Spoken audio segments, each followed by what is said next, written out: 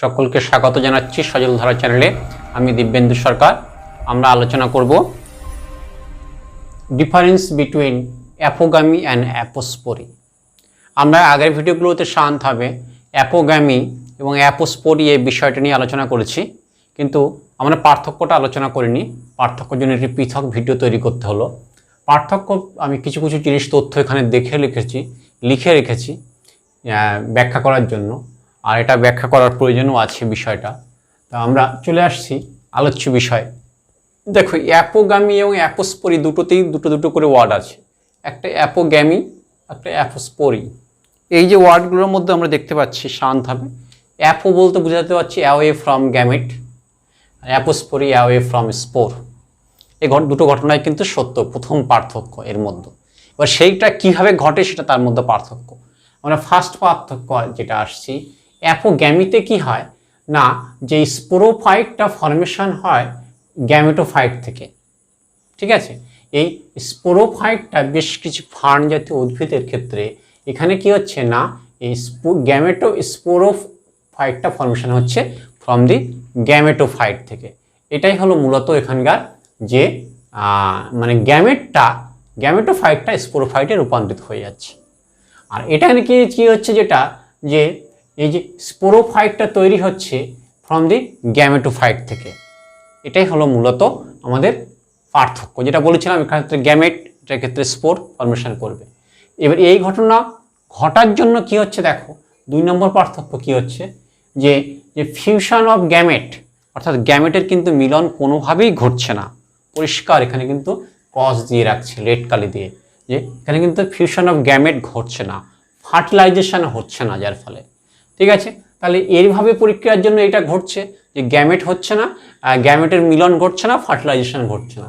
Next এদের এখানে কি আছে 2 নম্বরে, যদি আমি দেখি তাহলে আমরা দেখতে পাচ্ছি, এটা ওকে 1 নম্বর দিয়ে দেই, তাহলে ব্ল্যাক কালারে দিয়ে দিই, তাহলে এটাকেও আমরা দেখতে পাচ্ছি কিনা এখানে মিওসিস সেল ডিভিশন কোনোভাবেই কিন্তু হচ্ছে না।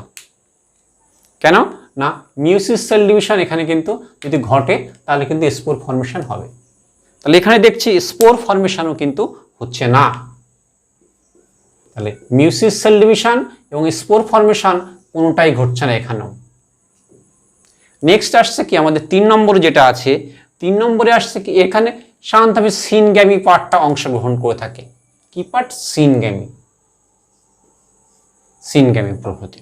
এখানে কি হয়, যে শান্তভাবে যে হ্যাপ্লয়েড প্রকৃতির গ্যামেটোফাইট কনভার্ট ইনটু হ্যাপ্লয়েড প্রকৃতির স্পোরোফাইট, অর্থাৎ এই যে স্পোরোফাইটটা তৈরি হয় হ্যাপ্লয়েড প্রকৃতির স্পোরোফাইট থেকে, যার ফলে এটা কিন্তু অধিকাংশ সময় ফার্টাইল হয় না। অধিকাংশ সময় কি হয়, এটা ফার্টাইল হয়ে ওঠে না, অর্থাৎ এর পরবর্তীকালে রেণু উৎপাদন থেকে অঙ্কু জার্মিনেশন ঘটে না। নেক্সট আসছে এখানে কি 3 নম্বর যেটা আছে, 3 নম্বর যেটা আছে এখানে কিন্তু ডিপ্লয়েড 2n থেকে 2n গ্যামেটোফাইট থেকে এটা হচ্ছে 2n ডিপ্লয়েড স্পোরোফাইটে কনভার্ট হয়ে যাচ্ছে। এটা কিন্তু একটা পিকুলিয়ার টাইপ। এখানে কিন্তু কোনোভাবেই মিওসিস স্পোর ফর্মেশন না হয়ে সরাসরি একটি গ্যামেটোফাইট থেকে এটা আমাদের স্পোরোফাইটে রূপান্তরিত হয়ে যাচ্ছে অল্টারনেশন অফ জেনারেশনে। 4 নম্বর যেটা আছে সেটা হলো সাধারণভাবে কিছু কিছু টিপিক্যাল এক্সাম্পলের মধ্যে পার্থক্য। বিশেষ করে ধরো এটা দেখা যায় ফিনুরিয়ার ক্ষেত্রে এটা যত অ্যান্থোসেরাস আছে এই অ্যান্থোসেরাসগুলোর মধ্যে পার্থক্য ঘটে থাকে। এছাড়াও আমি আরও একটা পার্থক্য করতে পারি এই 5 নম্বর ক্ষেত্রে, উভয় ক্ষেত্রে সাধারণভাবে যেটা মিনারেল ডেফিসিয়েন্সি জন্য ঘটতে পারে। তোমার মিনারেল ডেফিসিয়েন্সি ছাড়াও তোমাকে এজেড গ্যামেটোফাইটের জন্য ঘটতে পারে।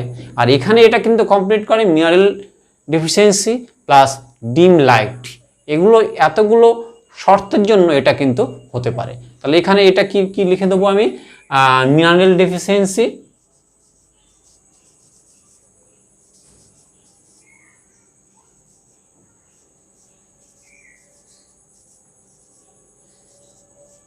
ডেফিসিয়েন্সি আর এখানে লিখলাম আমি, কি লিখলাম, এটাও একই মিনারেল ডেফিসিয়েন্সি এমডি, আর এখানে কি হচ্ছে এজেড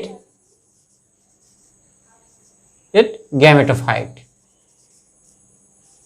আর এখানে কি হচ্ছে ডিম লাইট। অর্থাৎ মৃদু আলো, ডিম লাইট। এই এতগুলো কজের জন্য সাধারণভাবে আমাদের এই যে অ্যাপোগ্যামি এবং অ্যাপোস্পোরটা ঘটে থাকে, এবং এটাই হলো এদের পার্থক্য। ধন্যবাদ সকলকে ভিডিওটি দেখার জন্য। এই বিষয়ের প্রত্যেকটার পৃথক পৃথক ভিডিওগুলোর লিঙ্ক ডিসক্রিপশন বক্সে দেওয়া আছে, তোমরা এখান থেকে ডিসক্রিপশন বক্স থেকেও দেখতে পারবে।